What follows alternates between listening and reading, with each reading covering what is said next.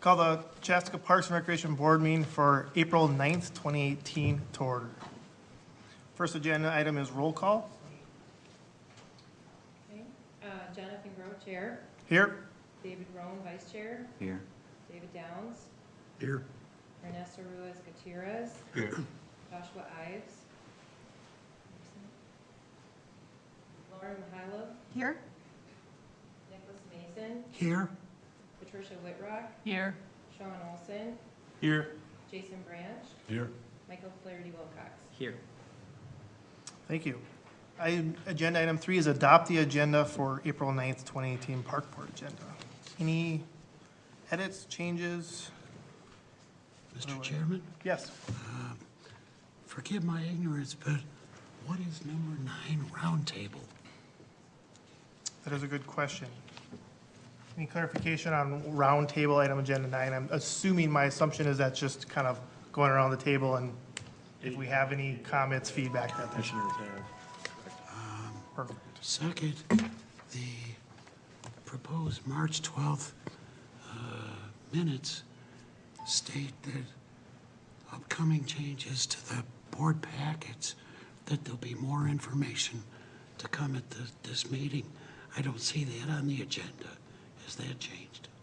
Is there, I have not heard anything more. Is there an update on, I think it was based on the discussion of delivering the meeting minutes more electronically, as well as potentially eliminating the mailings altogether type thing?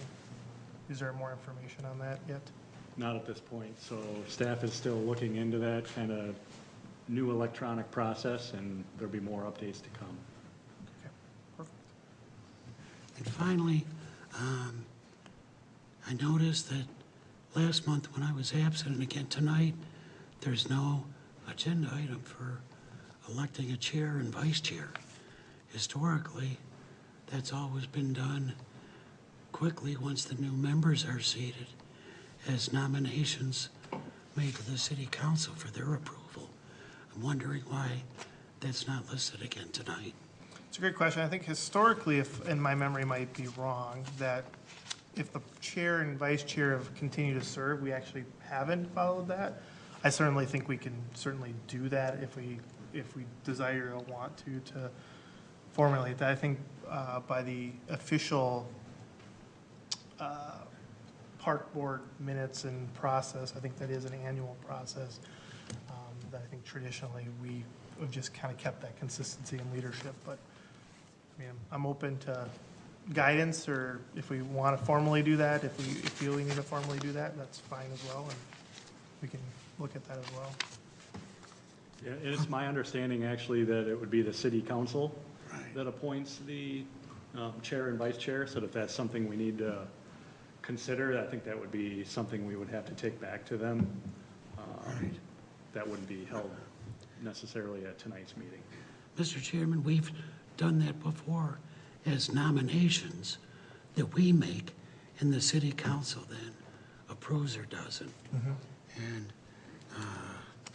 the commissioner's handbook, I have a copy of it, it says that that's something the council will do annually.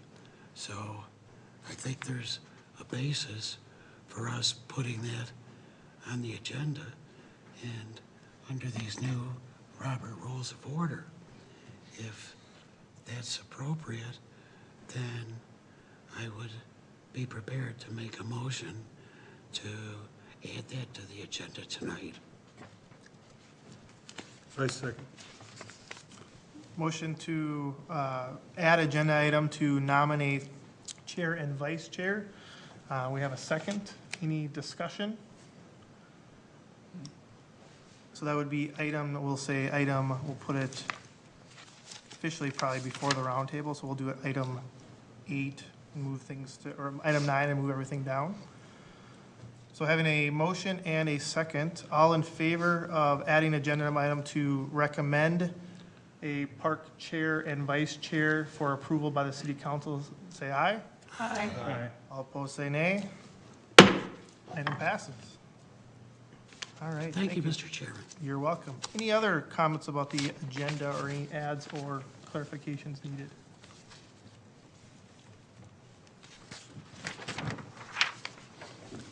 I'll move adoption of the agenda as modified.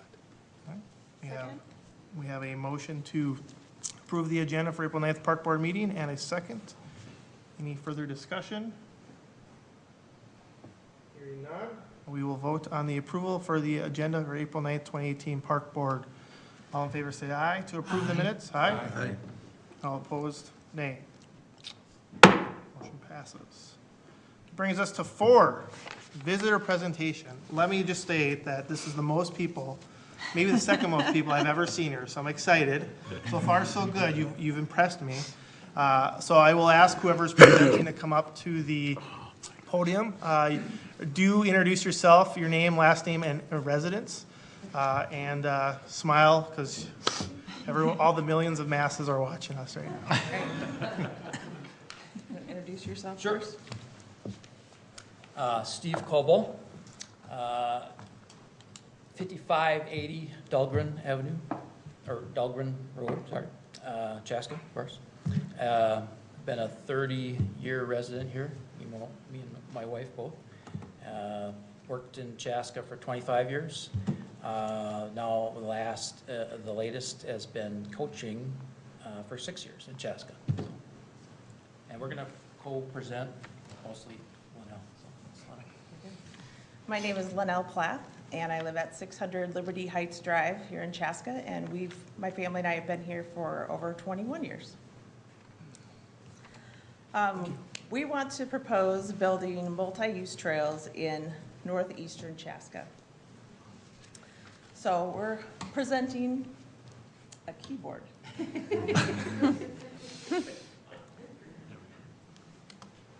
There we go. We're presenting on behalf of community mountain bike riders, the high school coaches, and parents of coaches in the area.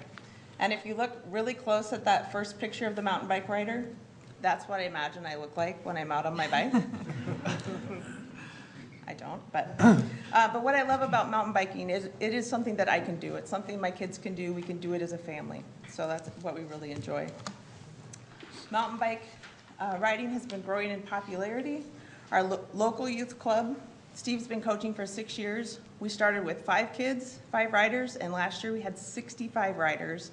And how many coaches? 25. 25 coaches. So we have adults out there that are just dying to do this and feed into these kids. So it is really fun. The Minnesota Mountain Bike League has increased over 1,200 kids riding. And the great part of the sport is everybody rides. It's not like in football or basketball where the 11 or the 5 get to play the game. Everybody rides every race as long as they want to. And it matters towards our points as a team. So that's great.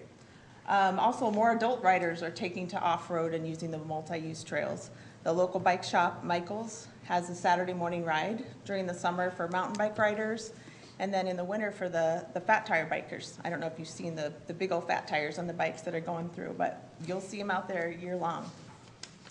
Mountain biking is also soon to be offered in our local middle school classes. The Chaska Community Ed just received a grant for 40 mountain bikes, helmets, and a trailer that they are loaning to our middle schools.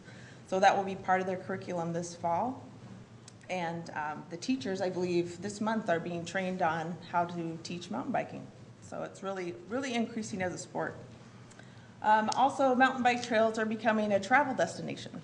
So personally, our family loves to go up to, and even as a team, we go up to Cuyuna in the Brainerd Lakes area, and they have over 800 acres of mountain bike trails.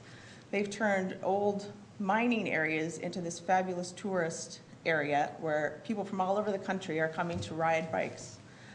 We've also gone to Bentonville, Arkansas, the home of Sam Walton and Walmart, and there are trails everywhere. They've built this beautiful American art museum, but if you look out through the sculpture garden, there are mountain bike trails going through. There are mountain bike trails for the kids to ride to school with just little obstacles that they can learn as they're growing, and it's just amazing. We also have gone to Colorado, where the ski resorts, in the winter it's skiing, in the summer it's mountain biking. So it's really a destination sport. Locally, the cities of Edina and Minnetonka are planning to add trails, and Stillwater is working on their second set of trails. So what we found, we've kind of put a committee together and been looking at this. And we found that although Chaska has an amazing paved trail system, there's really a lack and a great demand for these natural surface trails. The great thing about these mountain bike trails is that they're multi-use and they're multi-season. As we've seen with the Mammoth Trails, I don't know if everyone's familiar with the Mammoth Trails in northern Chaska. They were originally built by mountain bikers, but they're used by hikers, by runners, and by snowshoers. So it's really a multi-season, multi-sport. Unfortunately, the Mammoth Trails, they cross private land, and they're not officially recognized by the city. So our team as mountain bikers are unable to practice on them. And will the video run? I don't No? think so. Okay. So if you aren't familiar with mountain biking, I just want to tell you a little bit about it. The video will show Cuyuna, but I don't want you to think of extreme athletes that are like doing flips off of boulders or just bombing down the hill at the fastest speed they can. That's not what it's like. I mean, can you see me doing a flip off of, yeah, it's not going to happen. I've gone over, yeah, no, we won't talk about it. Okay. But we enjoy being outdoors. We enjoy the exercise that biking brings and the challenge of following like a winding trail through trees, up and down hills, and over the natural surfaces, the tree roots, the rocks. It's really fun. So that's what mountain biking is. Mountain bike trails are less than 2 feet wide. They are one way for the safety of riders and pedestrians alike. They're closed during wet conditions. They wind through the trees and they go up on the elevation and just around it. It keeps speeds low, like you'll go really fast and then you'll head back up a hill and slow down. So it's really fun. We're built on natural surfaces and they follow the contours of the landscape. So if there's hills, they'll be built, into the side of the hills. They'll go through the trees. They'll go around the rocks. These trails are multi-use, and the bicyclists will yield to pedestrians, which we did see when we were all in Arkansas. There was one area that was specifically a lot of hikers. And when you think of mountain bikers and hikers together, I know it can sound kind of scary, but the bikers knew that you called out you were coming, you moved to the side if you could, or you got off your bike if you needed to, and it worked really well. Mountain bike trails are also ecologically friendly. We love being outside. We love being out in nature, so we don't want to tear it apart. One of our coaches, Tim, has created many trails, and so he used to work with the MORC board, and he would help lead this up so that we would follow the guidelines set forth for making trails, limiting erosion and vegetation loss, minimizing taking out trees, because let's be honest, it's hard to take out a tree and it's a lot more fun to just zip around it on your bike. And just making the trail safe and sustainable. Currently, our mountain bikers use the snowmobile trails down in the river bottoms, but we know we can't use it during hunting season. We can't use it when they're flooded. They're really muddy or rutted out. It just isn't going to work. Our local teams practice on roads and paved paths due to the lack of trails, which is kind of like practicing basketball on the football field. It's just not, when it comes to racing, it's just not what they need to really learn the sport.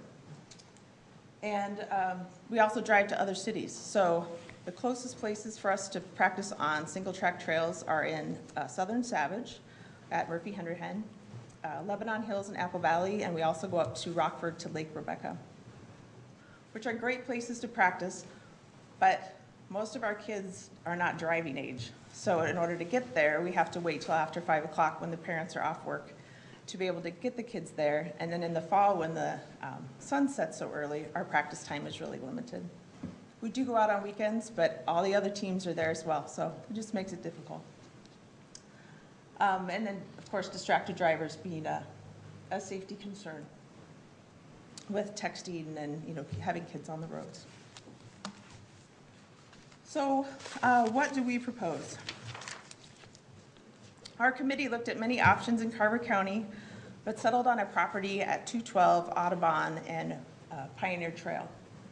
So it connects to lots of off-road, or it connects current off-road paved trails from all directions. The intersection was currently updated for safe crossing. The land is not being used, and it is owned by MnDOT, who is willing to issue us a limited use permit for the next 10 years. So this proposed location is ideal because these trails for these areas would be considered beginner or intermediate trails. So we're not looking for a destination trail place like in Cuyuna. This is a much smaller area. And these trails would be ideal for beginner riders and safe for the weekend warriors that just want to try it out. The location is perfect for the middle school curriculum. It's right across the street from Pioneer Ridge Middle School. And our coaches love this location. We have ride leaders that will be posted and riding throughout during practice. Our head coaches can stand up on the high elevation and be able to see almost every single rider that is on the course. So this is a map of where we're considering everything. I guess I can't point out for you. So that's the intersection of Audubon and Pioneer Trail.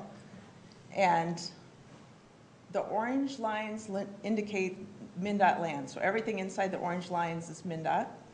And the purple line indicates the line between Chaska and Chanhassen, the boundary.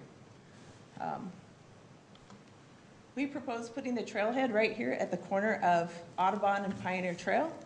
And that's where a lot of the paved trails connect. And we would have signage there, safety indicating what direction the trails are going so we don't end up with people going both ways. There's parking at 2 locations, one being in Chanhassen up at a park, and there's restrooms there as well. The other location is at Pioneer Ridge Middle School, and also public restrooms right there at the softball fields. So just a side note on the parking, we didn't really see that as much of an issue, being that this is a community, local community type trail. We think that, yeah, that's going to be a novelty probably to start with. So we might have a few out-of-towners coming to check it out. But the length of the trail that we're proposing is such that it's just going to be mostly locals riding their bikes there, as we would as a team. And then the blue lines show the paved trails that are coming in. And there's more paved trails. I just didn't indicate all of them on the map. So here's an aerial view of what we propose the trails would look like. And phase 1 would be to the east side of Audubon. And if you look at the green trail, that is so altogether that's about 3.5 miles of trail in that area. But the green trail would flow all the way throughout that section. And you see all the other little colored lines, those are trails that would go off of the green trail that you could take. So it gives a lot of variety. You can make your ride as short or as long as you want. But this is the phase 1 that we would propose. This is phase 2. So to the west of Audubon, runs along 212. And then it's about 2.75 miles of trail. And there's a pedestrian bridge that goes over 212 that connects the two together. So what does it take to do this? I mean, that's the big question, right? Mountain bike trails built by a contractor with lots of equipment is between $5,000 and $50,000 per mile, which seems incredible.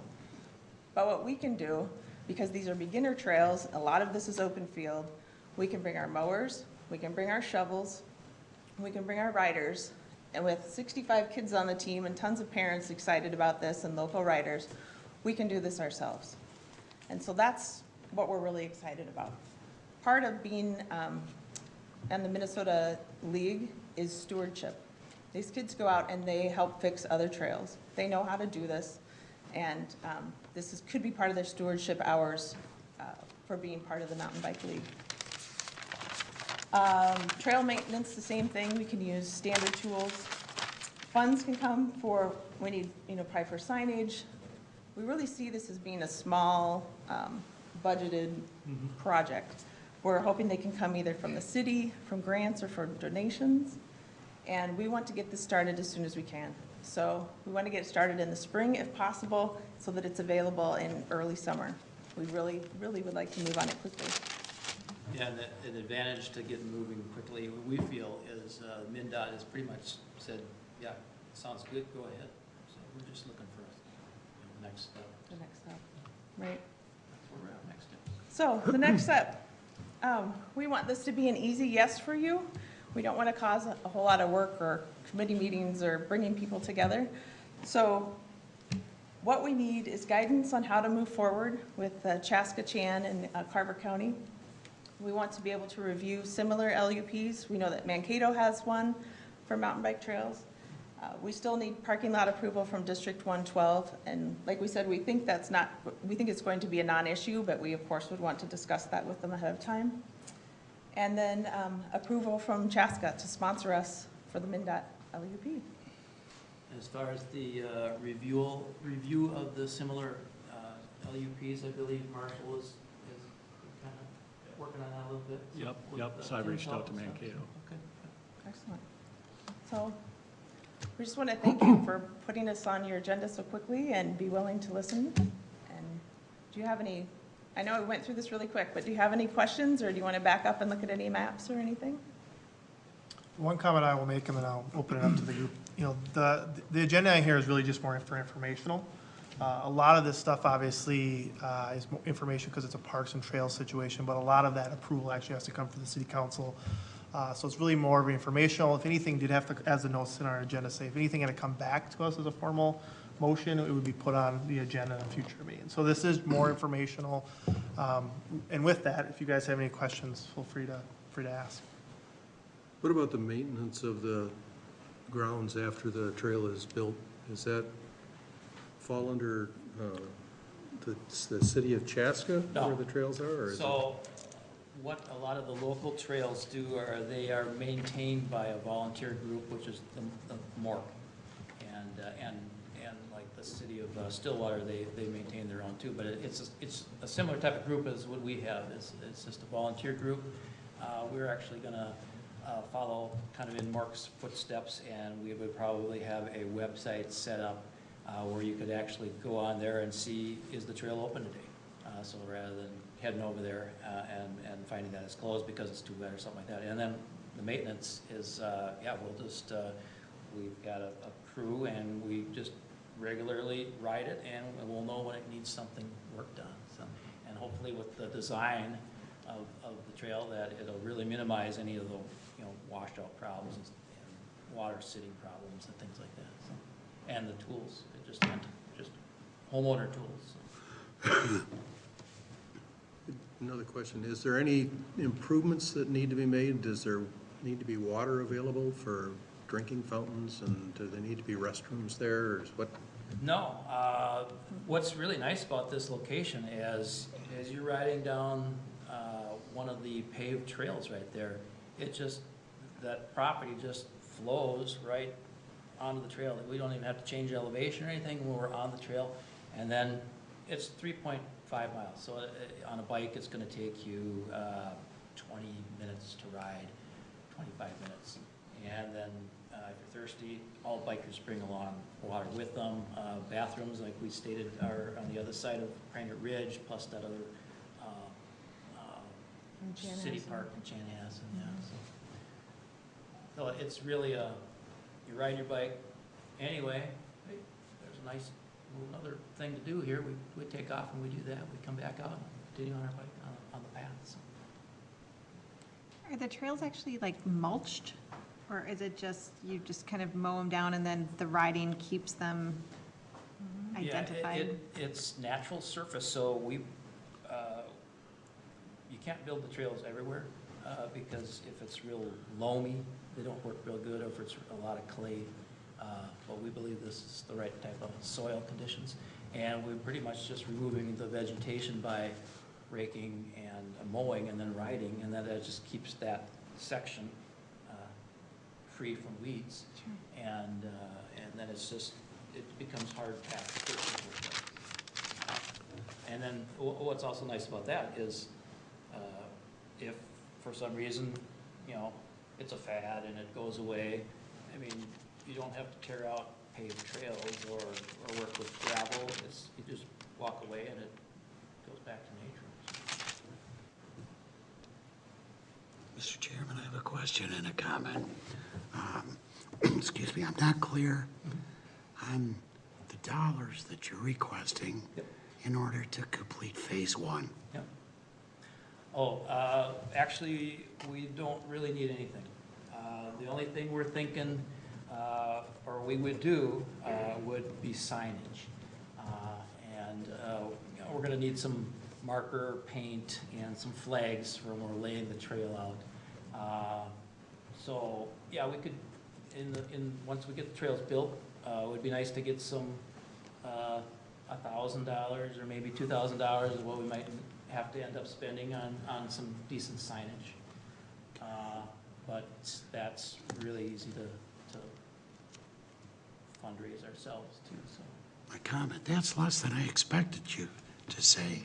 But the bigger picture, because the school system is adding it to the curriculum, I think this is one of those opportunities for the city and school district to work together, to share in the possible modest funding that you're asking for. Oh, yeah. I'm not sure the mechanism to start that process, but I think discussions about a joint effort, since they have a direct need with their curriculum, Oh, definitely, yes. that there's a potential there for a nice partnership. I think I might add that. I have to have you come up to the desk and introduce your name and. Hi, I'm Tim Vosberg, Chaska resident, been here about 13 years. And address 3380 Lakeshore Drive, Chaska. Thank you. So regarding the schools and the partnership, okay, so realize a couple of us in our project A little group, bit closer to the microphone. There a you go. couple of us in the project group had a conversation with the athletic director from Chaska High School roughly, probably about 7 weeks ago. Okay, but realize that was before we became aware of the MnDOT opportunity, if you will. Okay, so we have been anxiously trying to get a hold of him again to meet with him and his counterpart, the Chanhassen Athletic Director, to meet again to talk more specifically about the MnDOT opportunity. Okay. So we hope to have potentially a meeting maybe yet this week. Okay. But my point was, maybe the city, or two cities, Jan and Chaska, along with the school district, can coordinate or work together to share a contribution that could be helpful to you with your signage. Right, and, okay, realize also that we have been in contact and we presented in front of the Chanhassen Park Board, what was it been, about 2 weeks ago, basically this same slideshow. Okay, so they're aware of us. I've talked to Marty Walsh at Carver County. You know, he's well aware of this project as well. And realize that we just need one entity to work with us and partner with us on signing basically this LUP with MnDOT. Okay? Sounds like a great program. Okay, thanks. Other questions? I've got a question, and this might be more of a Marshall question. This being MnDOT land that, you know, somebody else is maintaining, are there any sort of liability issues or things that would come up if someone were to get injured, or how would that be handled? Good question. So essentially, that is what kind of the city's responsibility would be in terms of the limited use permit. The city would be taking on liability along with some other things, which is why, you know, tonight is just informational. And then from here, if this is a direction we would like to move forward with, staff would work with this group to kind of, you know, drive down the plans and get more detailed. And then we would bring that back to this board for review, for us to kind of get it to a point where we feel comfortable recommending it to the city council.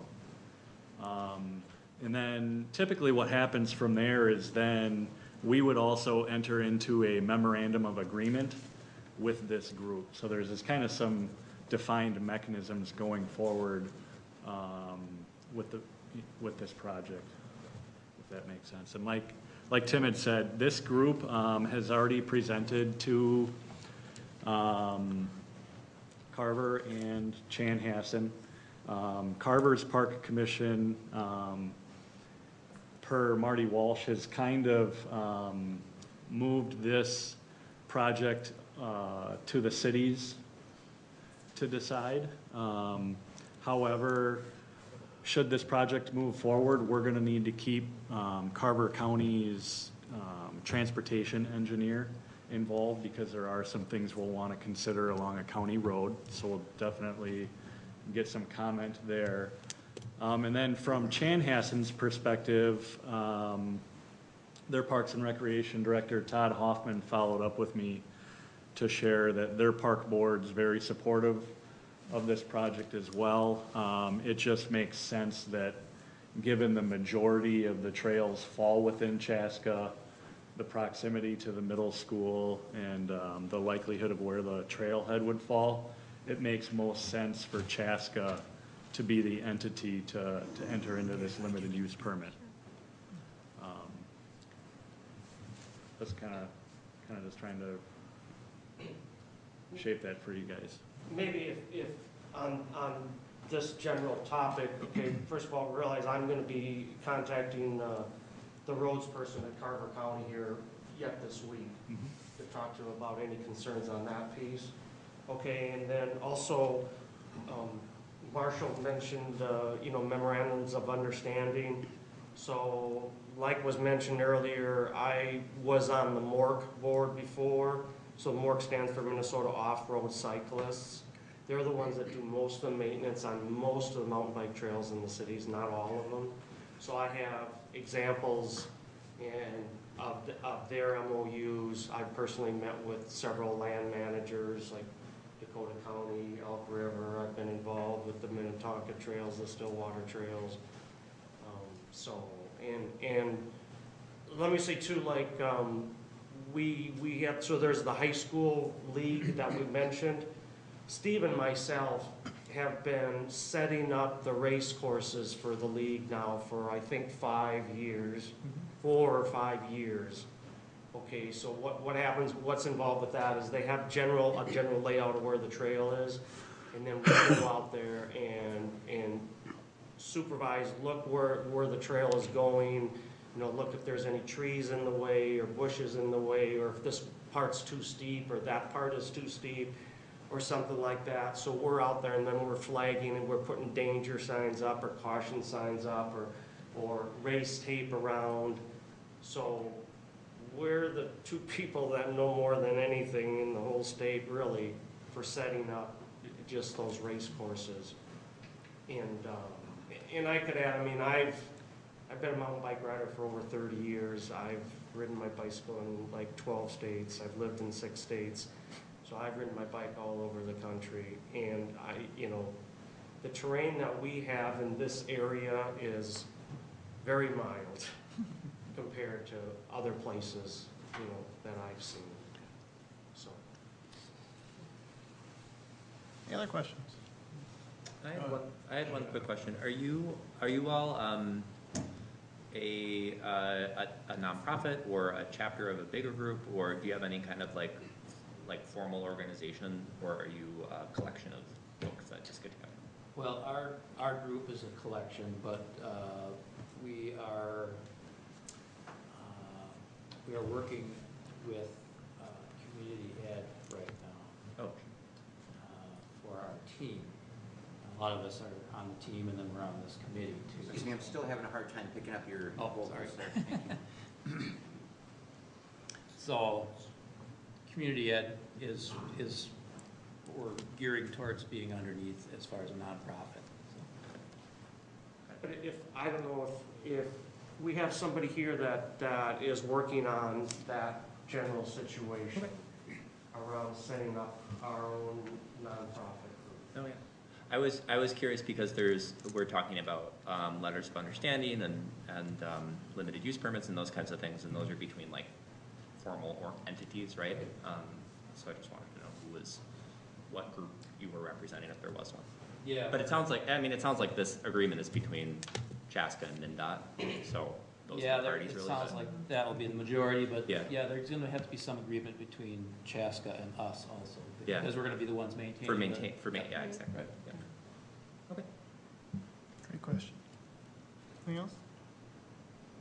Well, yeah, awesome. I mean, I think anytime you can get people involved outside, doing exercise, and in a different environment as another outlet of using energy, I think is great. So I'm excited to see where this journey takes us. And if this comes back to us and we have more formal action, we'll look at it at that time. But I appreciate the presentation and the professionalism of the presentation. So thank you. All right, thank you. Thank you. Thank you. And for the record, I'm assuming all of you, and I'll ask if there's any other visitor presentations, you are free to go. You don't have to stay, you're not gonna offend anyone here, I just wanna make sure you're clear. This is probably your first, well, no, you said you went to the channel, so I don't know, maybe they didn't let you go, but you're more than willing to get home and go, so I appreciate that. Any other visitor presentations that is not on the agenda? See what you're moving for.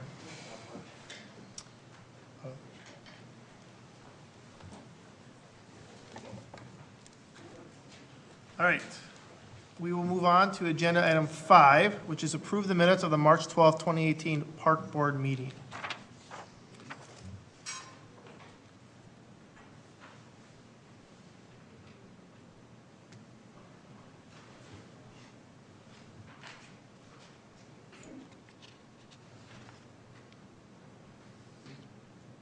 I move we accept the minutes of the March Park Board meeting. I have a motion to approve the minutes. Do I have a second? Second. A second. I have a motion and a second. Any conversation about the minutes of March 12th Park Board meeting? Mr. Chairman, Yes. I have a correction. In the second paragraph, under members present, my name is included, and I was absent last month. Perfect. I did notice that as well. Any other conversation? Hearing none, I have a motion and a second to approve the minutes of March 12th with the edit of removing Nick's name from in attendance. All in favor of that, say aye. Aye. All opposed, nay. Motion passes. Agenda item 6A, I guess 6A is dog park discussion joint city council meeting on April 16th. Marshall, do you have anything to officially kick that off, or should I introduce? I can introduce it as well. I can kick it off. So this agenda item was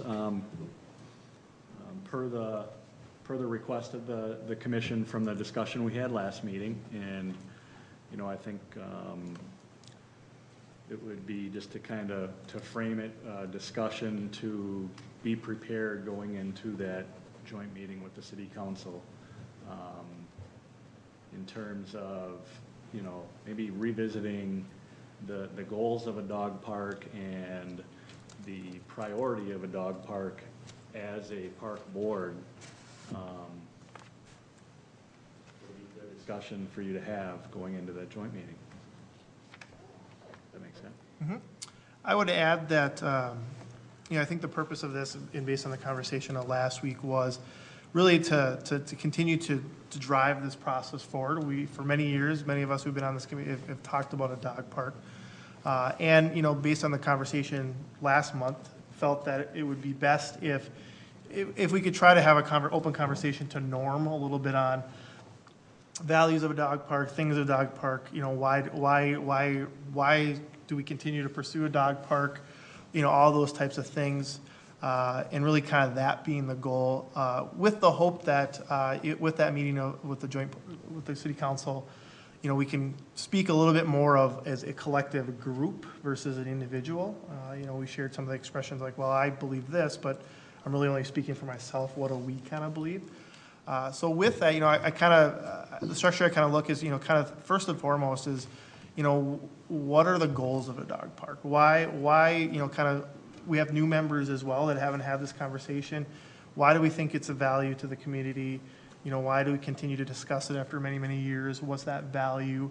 And, that can lead us into a conversation of what kind of priority it is, and I think connected to priority, at least for me, and we can kind of see how this conversation goes, is what do we value in a dog park? What does it need to have? What does it need to look? Because when you start talking about priority and that look and value, I think it's important to realize that those could be in conflict, because we can put it anywhere and get it done. But if it doesn't kind of meet the values of what we see a dog park serving the city of Chaska, then maybe it's not a priority today, tomorrow, because the location we're looking at isn't a fit for those things. Ideally, we find the right spot and the right values, and it becomes a priority. But I think it is important to kind of take a step back and say, okay, what do we like it to have? What do we think it's important? What are some goals of that? Does that make sense? So with that, I think the first question that I kind of have here is why do we keep talking about a dog park? Where does it come? Why do we value it? Just to make sure we're kind of, do we all agree that should be something we should have in the city of Chaska, and kind of go from there? Yes, thank you. Mr. Chairman, that almost sounds, and I hope I'm misreading this, that we're backing up a little bit for the new members and to remind the more experienced ones. 3 or 4 years ago, this board established its priorities for recreational amenities. And the consensus was that a dog park was the #1 unmet need. When I first joined this board, there was a dog park champion, Lyle Murdan, and he was pushing for a dog park when almost nobody else was. He kept it alive. And gradually through the years, the board members changed, or board members came to agree with Lyle that that's a important unmet need. I don't know the number of registered dogs in Chaska, and I know not everybody has their dog registered. But on my cul-de-sac street, there's 7 houses and 5 people have dogs. And so I think there is an interest and a need for a dog park because they can run free, get exercise. Dogs are not allowed to run free through neighborhoods. They have to be on leashes. And I think there's many people that would use a dog park if it's provided in a clean, dry, safe manner. And so I can't think of any other recreational need in the city of Chaska that just seems so out of place that this one's not met. The city does a tremendous job with both facilities and programs. I've come to appreciate that during my tenure here, but that's the one I just kind of shake my head and say, geez, other communities have this. How did we overlook this one till this point? And I hope that the other commissioners would continue to agree based on the past priority, or for the new commissioners, join in sharing that priority. Thank you. The question about taking a step back, I don't think we're taking a step back. I think it's just kind of renorming ourselves all on the idea, right? So I appreciate those words, because that's kind of exactly what I'm looking for. Other people, what do you hear? What do we see? Is it still priority #1 in your mind, and kind of, what makes sense for a dog park? My question is, what why you guys can agree to move forward to build a dog park for so many years? It's gotta be a point in common somebody don't like. Because how many years we're battling for a dog park now? 5? So. Even longer, maybe. So why? I think the location has been probably the major sticking point, don't you? But now I think the last one we all look at it, was fine. But if we wanna, every time we look for some location or someplace else, we wanna put like, this time was like the houses around. The other one was parking spots. So it's always gonna be some issue. We can't find a perfect spot for a dog park. That's gotta be our goal, We're not looking for perfection to a dog park. Well, Because it has been like 5 years already, so it's gotta be it has been too long, to decide to build a dog park. And I think it's really necessary. I got a dog, and I go to Victoria to let him run free, When he's back to our home, he's done.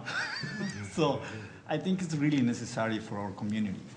well, I think we had the rating system in that where we said, yeah, all these things are important and have different weights in that, but for each one of the properties that we looked at, there was always some significant drawback that made them certainly less than ideal and close to being totally unacceptable.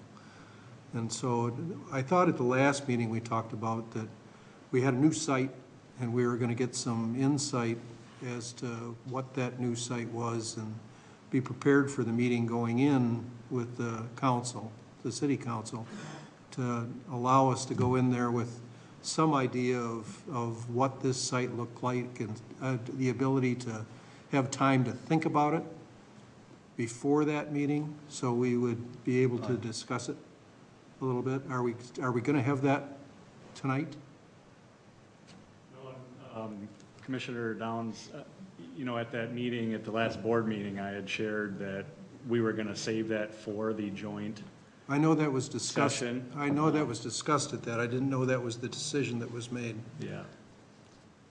Yeah, I think that, I do remember that being kind of the discussion we made, and I think we want to feel best prepared, not knowing that.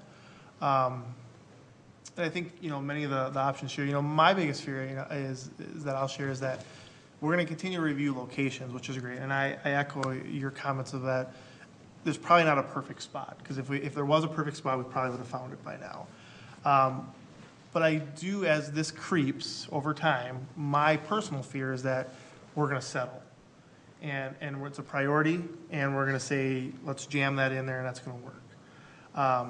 So I want to make sure that we have some way to potentially, for me, it's like, okay, how do I evaluate a location?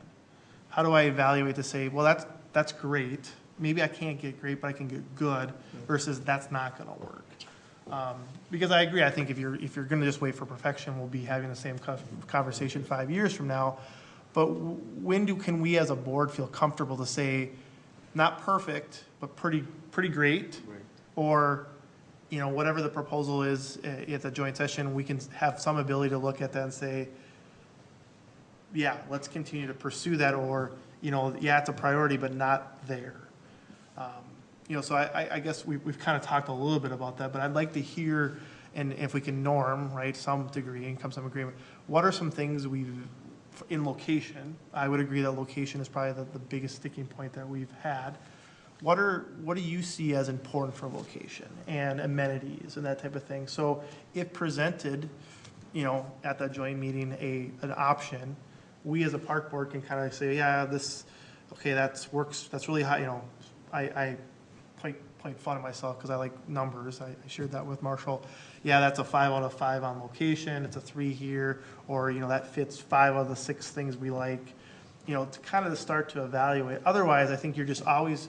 My fear is you're always evaluating it in the now, and everything looks great in the now. So with that, when you think of location, and we have a lot of dog owners here. What matters when you go to Victoria?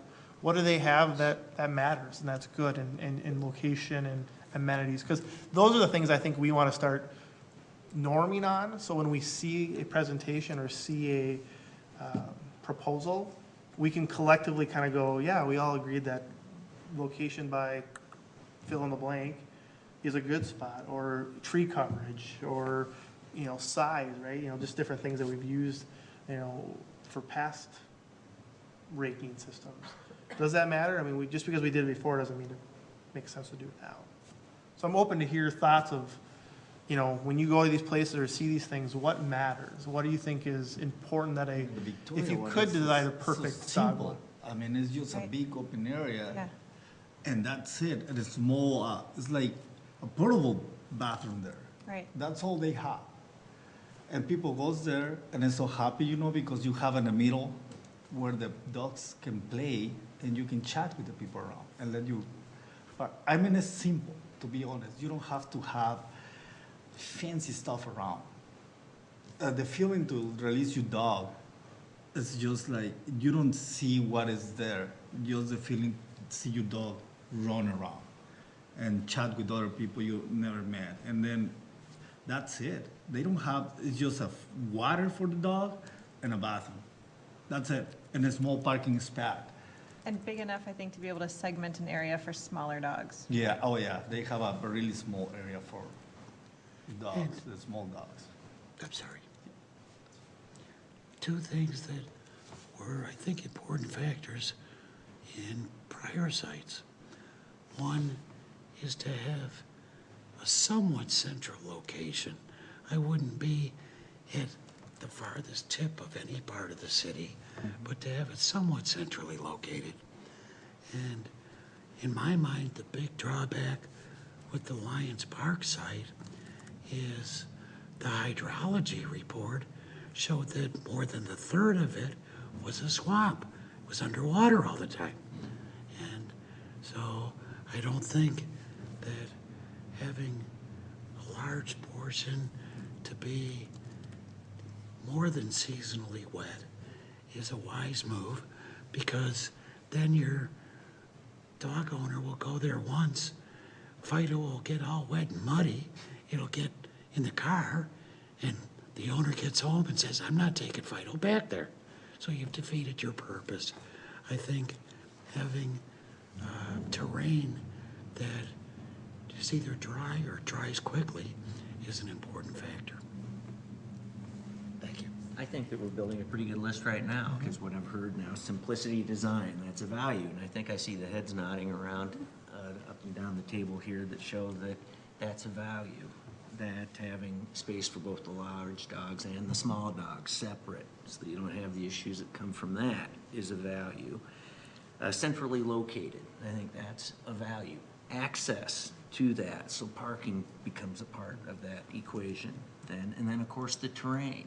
If it's going to be, drawing a lot of mosquitoes in a swamp, it's not going to be really a lot of fun to be at. So I think, again, we're starting to look at it from compiling a list of values, and it's important, I think, that we're doing this, and I think it's important that, Nick provided a history, because half the people, I think, that are sitting on this commission weren't around when we first started our discussions about a dog park. And so I think there's a value to that, and so I think that this conversation that we're having around the table here is going to really serve us well when it comes to having the joint meeting. Any other values or comments?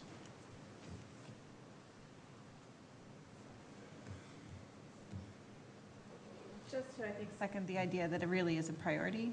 And I think for those of us around the table that pay attention to real life in Chaska and some of the other online forums, and even just what my neighbors ask me about, it comes up all the time. Short of people complaining about parking at the rec center, it seems to be a very hot topic and one that always encourages discussion. And you see people even just in the last month saying, what is going on with that? Does anybody know? So I do think that there's probably also an opportunity as this moves forward, however appropriate, to be a little bit more transparent to the community with updates as to where they are, so people aren't wondering. And that might be as simple as one of us posting on there, you know, hey, I'm on the park board and here's an update for everybody wondering. It could maybe be that easy. Or maybe we want to do something a little bit more formal. But I think people out there are wondering because, as I understand it, there have been meetings in the past that were pretty heavily attended where people talked about it. And I do think there's kind of this open-ended question out there of what's going on. I like that, excuse me, Mr. Chairman.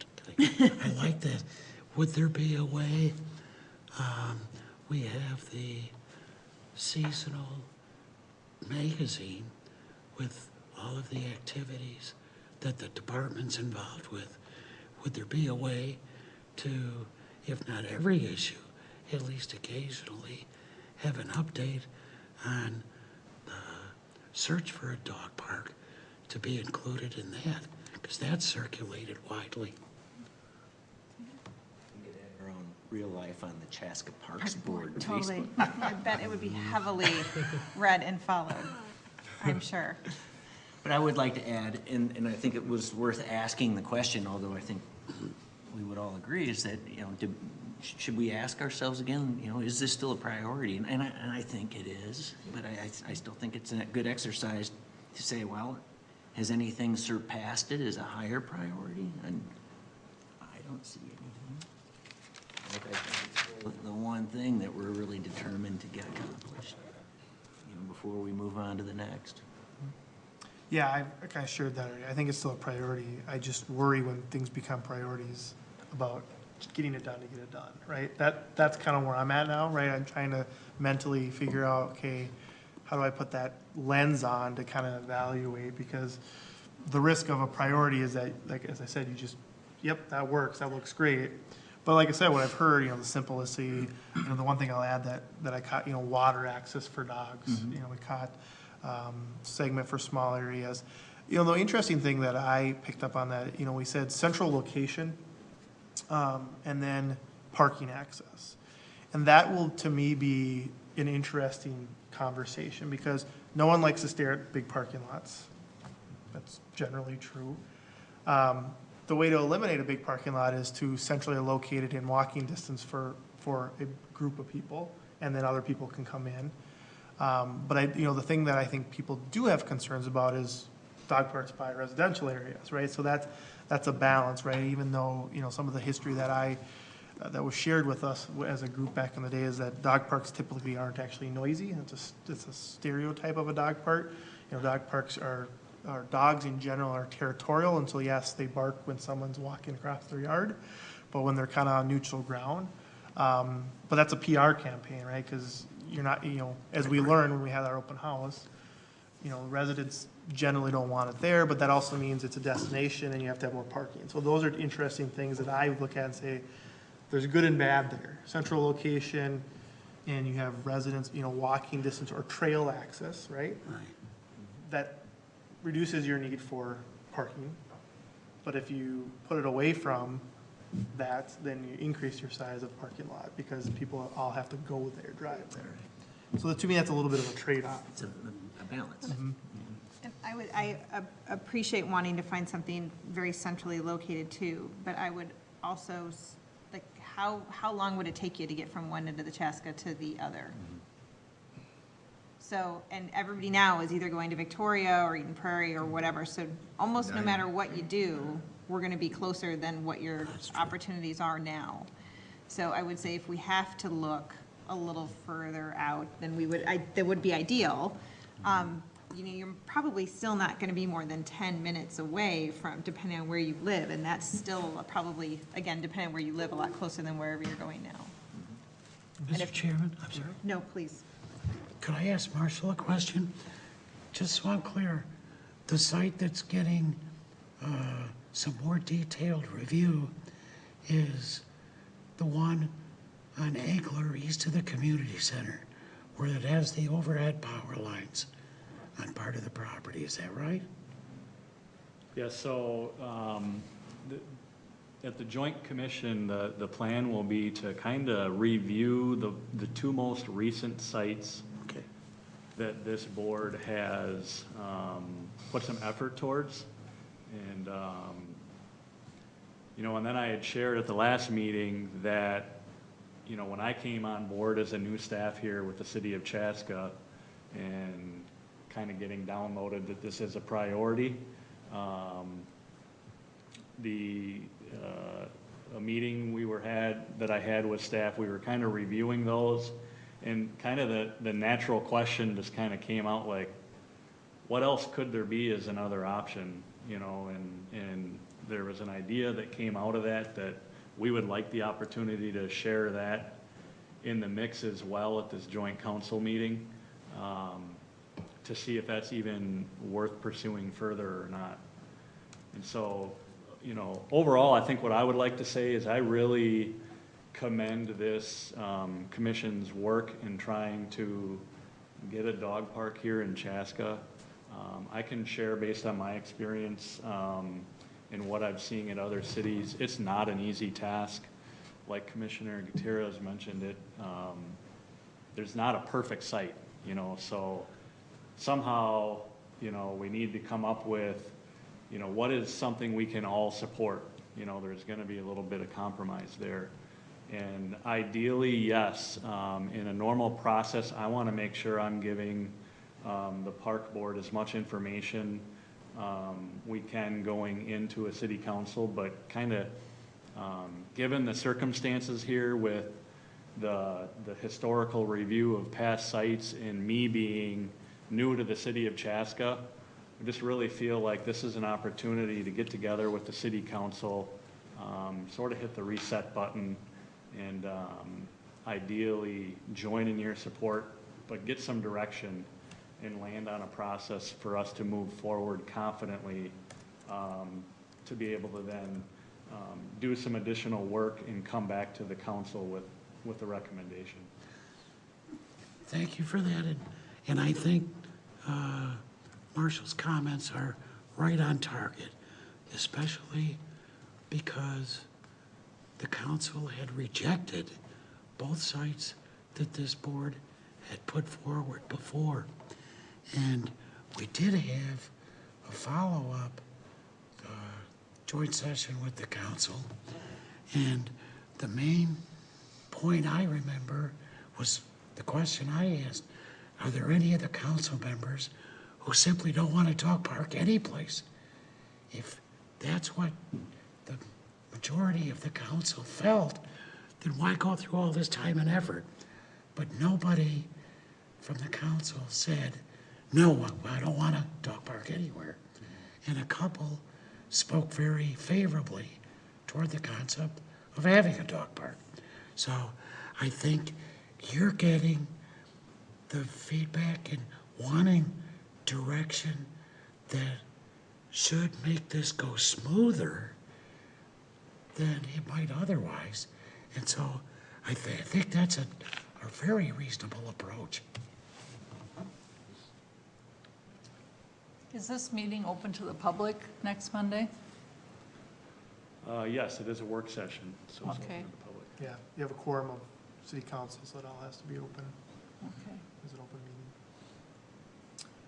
The things I hadn't heard of that I was just thinking that, and we don't have to norm or have conversation on it, but I'll throw it out there, is we haven't talked about acreage, right? You know, we've looked at some larger sites, we've looked at some smaller sites. I'm trying to recall what acreage some of those large and big were. Some of you have better memories than I do.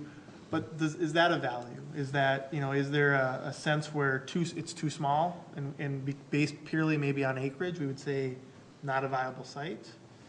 Or, you know, if all those other values kind of get clicked, but it's a little smaller, I mean, is anyone recall kind of like, you know, what does that make sense to you? What size is ideal, what size is okay, and what size is kind of like too small, won't meet the needs of the community?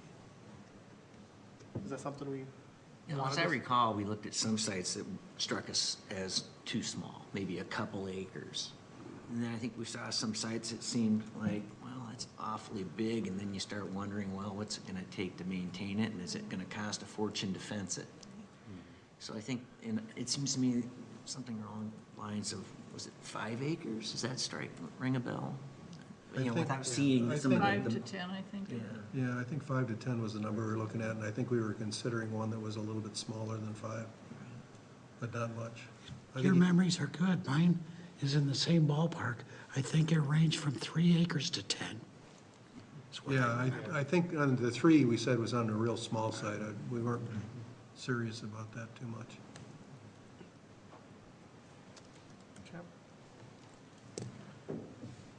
Good conversation. And the only other one that I can kind of remember from past conversation is just because there was a stark difference between the two sites, tree coverage. You had wide open, and you had very heavily treed. You know, does that matter? You know, what do we think about, you know, I think some of the concerns with wide open was you have to provide some shelter. Now, that doesn't need to be tree, that can be man-made. One fits in landscape different, but just curious on thoughts of tree coverage is kind of the only other, you know, when I kind of think about what we discussed in the past. I think the discussion is that the mayor in particular was not fond of the Audubon site because it didn't have any trees. And I think this council looked at it and said, that's an opportunity, we can plant trees where we want them, you know, and they'll grow over a period of time, and it's not that critical to have them there on day one. You know, that you go to a dog, and I think it was you, Dave, that, you know, said you go to the dog park, you're not there all that long, you have sun, it's great, you know. Trees would be kind of nice, but it's certainly not something you would reject a site for. But I think it's kind of like the dogs are too loud, the dogs bark a lot, you know. Which isn't true, but. Yeah, and so somebody's got it in their mind that they want mature trees, like the mayor, you know, we probably want to look for something that it may have a mature tree or two. Yeah, there was some concern that growing trees can be difficult in a dog park too. And, you know, I'd like to see the science, but, you know, that's been said. And I guess that would need to be explored.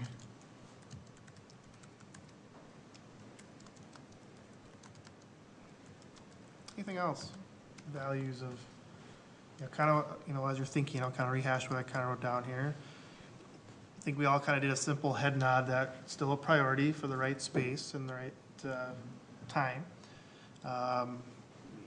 Keep it simple. You know, it can be a big open area, but we, you know, want water for dogs, so there needs to be city water access. Segmented area for large and small dogs. You know, I commented here, central location that has a balance between city parking access, as well as trails, so you could get parking lot size and all that appropriate. 5 to 10 kind of was that ideal size. 3 we kind of felt was too small, but, you know, anything maybe greater than that's maybe ups the cost for maintenance is kind of what I heard. And then, you know, tree coverage, I kind of actually heard kind of indifferent. You know, you can provide some structure. You know, I think it's important that others may find that trees are important, but, you know, it isn't necessarily something we'd weight the most. Anyone disagree with what I just kind of recorded, or anything missing that we feel kind of we want to add to the conversation? Do we have an idea of the size of the Victoria site? No, As far really. as acreage No. at all? Okay. I don't think it's that big. But I really don't. Yeah, I think, Marshall, maybe it would be helpful to have some of that data. I know we have it because we've looked at it in the past of like some of the other ones in the area, what size they are. Because I'm guilty, right? You tell me 5 to 10 acres, I can't picture what 5 to 10 acres looks like. But if you give me kind of a relative, you know, because that may come up in that meeting, you know, when we start talking acreage, that would be a good point, because I can't tell you what 5 acres looks like, to be honest, so. Well, the other thing that ruled out some sites previously was cost. You know, that it needed to be basically city-owned land or we were sunk. Not only the cost of the land, but, you know, what's the burden on the maintenance side, you know, remember. I don't think that, I don't recall the maintenance being, but I think the initial cost of the park, you know, Yeah, like I on the think one over by the power station, we said, you know, it was gonna take an awful lot to develop, you know, coming in the back way or. Well, yes, of And that course, was- that was cost prohibitive, but I think from a maintenance standpoint, remember there was some comment that, you know, potentially it could be an eyesore, because it's really difficult to like keep things looking good around the outskirts, and so. I thought that was a concern, not the cost of the maintenance, that was. Yeah, well, I guess Maybe if you want to keep it looking nice, then it's gonna cost more to keep it trim, I guess. So.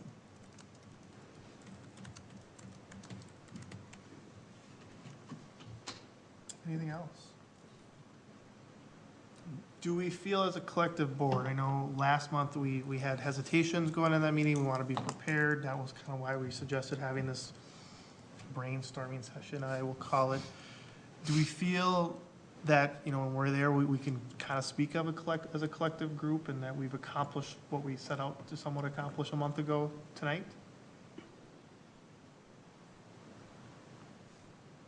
So the concern that I raised last time didn't have to do with us not being all on the same page. I think that we are. It was more along the lines of there's an option that's going to be introduced that we've not seen ahead of time. And that was my concern. We are the park board.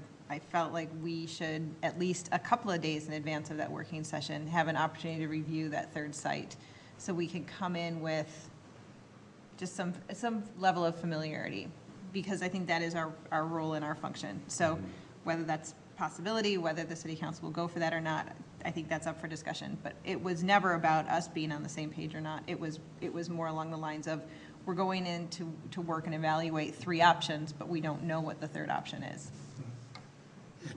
Along that line, I would think that it can be made clear during the work session that it's being presented to both the council and the park board at the same time. So there can be an understanding that we would like the opportunity to review it just as you will before any recommendations or suggestions would come from this board back to the council. I think that's easy to cover, to give us time afterward to review it. Which I think is the general expectation, but yeah, I echo that, that's important that we continue to play an active role into that. Okay. Thank you. I appreciate it. I think that was productive because it kind of brought up to speed new members.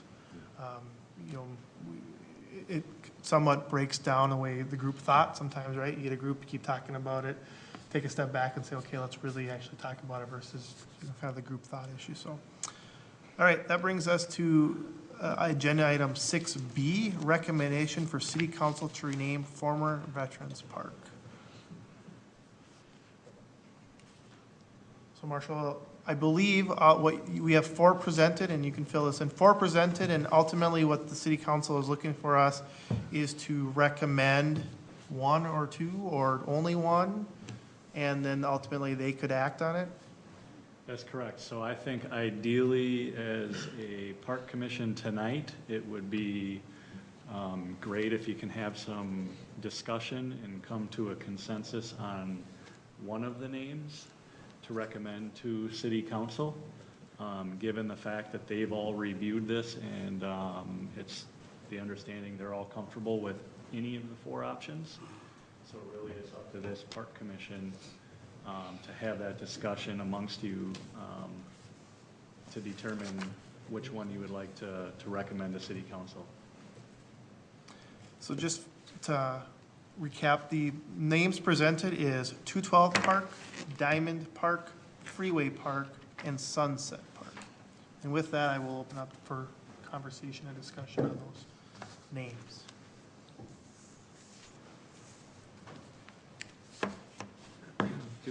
Does anyone know the reason for Diamond Park? Like what the... I'm assuming that there's a baseball Is it field. because there's a baseball diamond? But I figured... Clarifying question. Yeah, all the other one, other than Sunset, but all the other ones kind of have a natural connection to it. Every field has a sunset, but. Well, Sunset Park actually kind of struck me because I've been in that park and it actually kind of has a big sky sort of vantage point to it, where I think, you're going to get a lot of good sunset views from that park. And I wouldn't be surprised if whoever submitted that as a possible name maybe had that in mind. Was it you, was it? It was not mine. Other conversation. I think of the 4, Sunset Park is probably the most pleasant sounding. I don't know that Freeway Park screams, come here and relax and have fun. Same with 212. I think that they're great for giving people a quick idea of where it is, right? So your Sunset Park could conceivably be anywhere, but I think if you want to evoke pleasant, fun, relaxing times with family, things like that, your Sunset is nice. You can definitely make a case for Diamond, but the other two sound like you're going to play in traffic a little bit. Breathe the exhaust fumes. I would add that, keep in mind that the baseball field will inherit the name as well, right? That is typically the process. So if you think about, 212 Park, it'd be 212 Field at 212 Park, or, that type. So it inherits that. So that is kind of some of the naming to think about, as well as the baseball field will inherit the name of that park.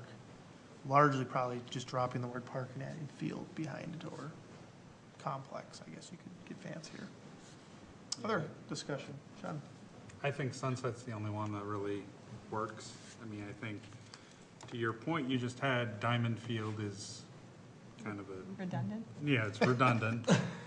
And then, I would just, I mean, who wants to go to Freeway Park? And no one wants to. This is my neighborhood park. I workshopped these names across the neighborhood over the weekend. It was unanimous with people in the neighborhood that they liked Sunset Park the best out of the four. They all kind of had the same reaction to the other options. So I'm strongly in favor of Sunset Park. Thank you. Cool. Yeah, it's quite fitting as well. The view from my deck looks at the park directly, and the sunset is stunning, I have to say. Multiple occasions, so it is quite fitting for the park, absolutely. Well, I don't hear much disagreement on Sunset, but we probably should put some formality to that. So I think we should, if there's no, we can have more discussion after a formal motion as well. But we would need a formal motion and a second to recommend the name back to the city council. I'll move that we recommend Sunset Park. Have a motion to, For Veterans Park. okay. I second it. Have a motion, a second. Any further discussion on the naming for former Veterans Park? Mr. Chairman, I'll be voting nay because I liked the two names we submitted earlier, Patriots and Freedom.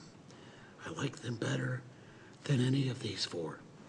And so I understand the process, and you're honoring the request of council to reconsider. But I also thought that as a body, we made a recommendation, and like any recommendation, they have the option to agree or disagree, and they disagreed. But that was our recommendation, and I just don't feel comfortable with round two. And so my only way to express that is to vote nay, and I would have, regardless of which of the four names was presented. Appreciate that, Nick. Any other discussion? I would share that, I appreciate your comments, Nick. I do, when I got this information, I'll be honest, I knew it was coming. I was excited to see these names. And it reinforced the belief that we should really look at a process for naming things in the city of Chaska, for, in particular, parks. Because everyone who submitted names had good well intent, and had a good process, or had a idea. I think of our conversation last month about historical connection. That can be a touchy area, but sometimes I think, Well, a name's a name unless it has, meaning. I copied you on that email that I sent. Yep, to Matt. and you did. So I think it's where we're at now, and I can appreciate that process we have, but I do think, as we discussed, not immediately need, but I think a good conversation to have with the city council as well as the parks group is, what does that process look like? Do we set some things in place and have historical connections or not, and have a process? Otherwise, we kind of get what we get when we say, here's 20-some people, think of some names and put them on the board and see what sticks, which, in this case, like I said, I personally can live with Sunset and think it works. You know, but it's a name, and it'll go in Google Maps, and it'll get people to where they are starting spring baseball. But I do think it just emphasizes the need to kind of look at a process if, you know, we have future needs for similar situations. So that's all I would add. Well, they did just approve a development with a new park last week, didn't they? So, Could be coming up. So, any other further discussion? Otherwise, I have a motion and a second to recommend Sunset Park as the name for Old Veterans Park. All in favor of that, say aye. Aye. All opposed, nay. Nay. Motion passes. All right. That moves us to back up here. New business. 7A, Chaska City Square West Task Force update from Nick Mason. Thank you, Mr. Chairman. And for the group, I apologize, I'm so hoarse tonight. I will, hopefully everybody can hear me. The 15-member City Square West Redevelopment Task Force is scheduled to have 4 meetings. 2 have already been held. The next one is April 25th. The task force membership is diverse, community and business representatives, and the 2 city officials are Mayor Winchittle and Councilor Giesler. The location, for those who may not know, of this project area, it's on the west side of Chestnut Street 41 between 3rd and 4th Streets. And along 3rd is Klein Bank and the post office. And facing 4th is a retail strip plaza. Thanks to Mary, several handouts from the first meeting were included in your packet tonight. And tonight I brought 2 handouts that Lauren helped me put in front of each of you that are from the second meeting.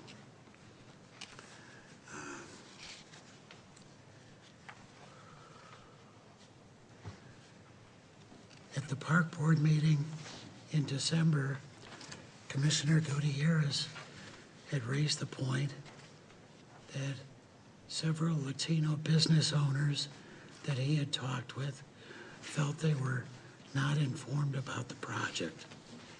And at that meeting, I made the commitment to raise that at the first meeting of the task force, which I did in January.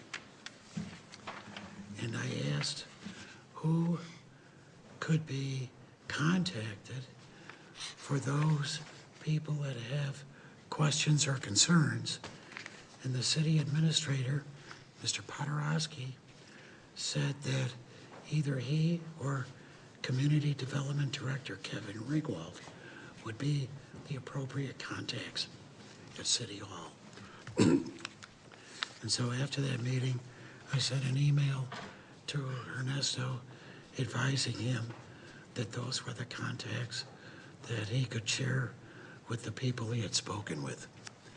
And then later, I was glad to see the Chaska Herald talked with some of the Latino business owners in their story about this project. All right. Bear with me, please.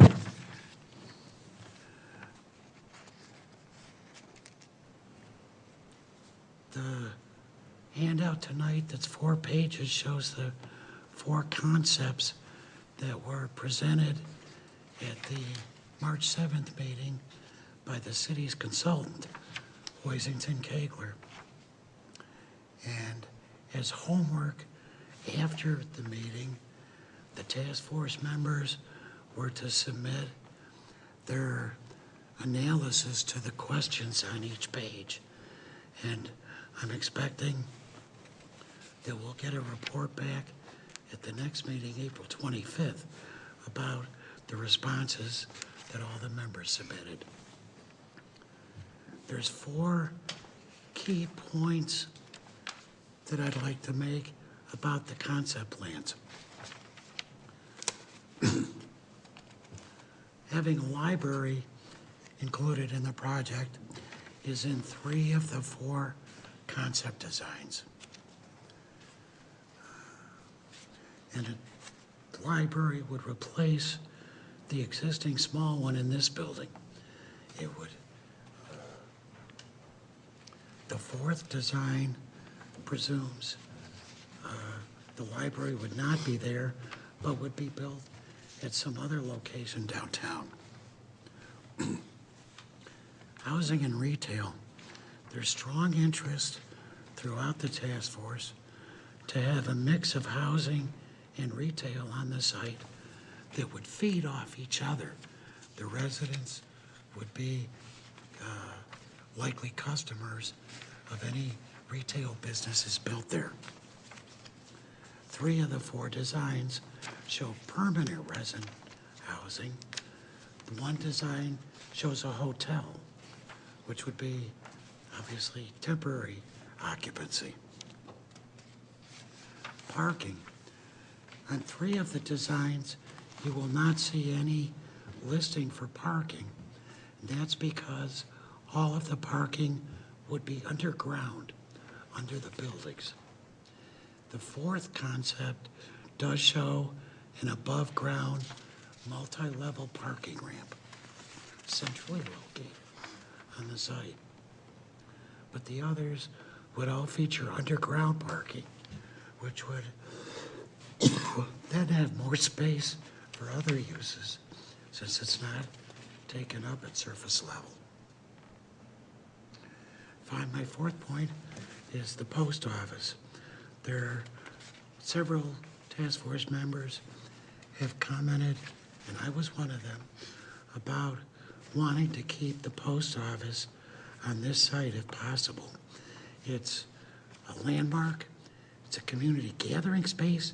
You see people in the post office that you know, and there seems to be support for that, but with the understanding that this post office has changed in recent years.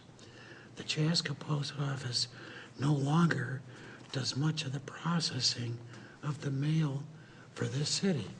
That's now done out of the Chanhassen post office.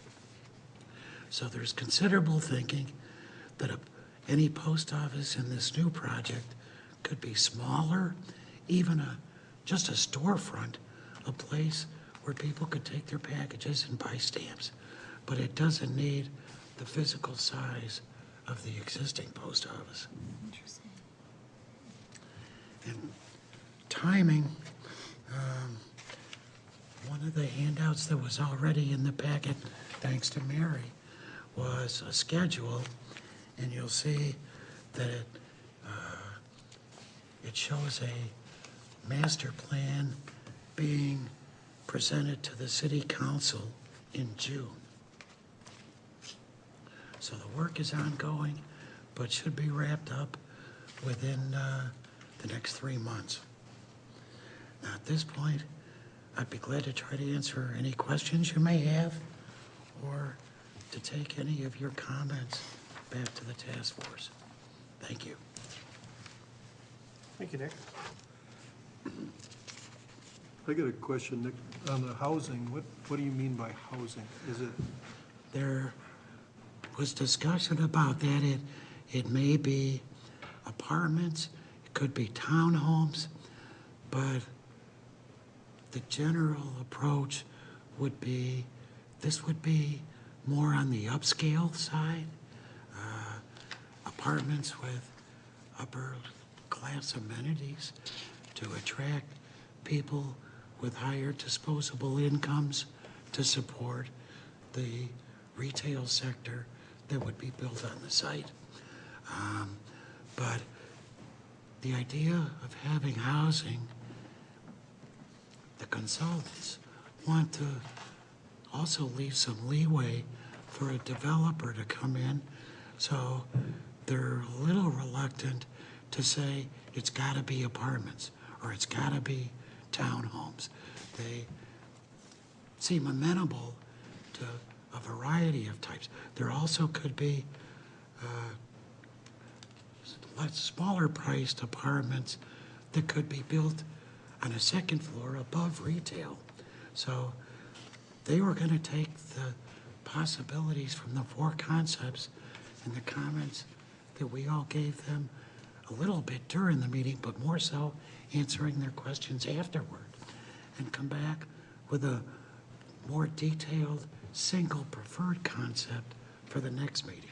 So we may see a little more detail about housing at that meeting. I got a couple of questions. I guess the first is, there's a Klein Bank on the site currently, Yes, and some of the plans, it looks like it's might be there, or it might not be there. one option would preserve part of the Klein Bank, primarily the modern design exterior portion. Part of it would tear down the bank and not have anything. Another option is to have just a very small service area through a drive-through. The drive-through idea from consultants did not go over well with the task force members as causing traffic backups on Chestnut 41. But again, they cast a wide net with their four concepts, in my opinion, to see what kind of feedback it brought them. And I think we'll have a more focused consultant presentation at the next meeting. And then my second question is, I noticed on the schedule that this month, there's supposed to be a community workshop or an open house, and then there's some online engagement. Are those happening? If they have not been scheduled to my knowledge. As you may have seen, in the specific dates in the schedule for the task force is slightly different than the dates for all of the schedule. And so there have been some, what I think, minor adjustments, but I'm not aware that the community open house has been scheduled yet. It was not discussed at the last meeting. Okay, thanks.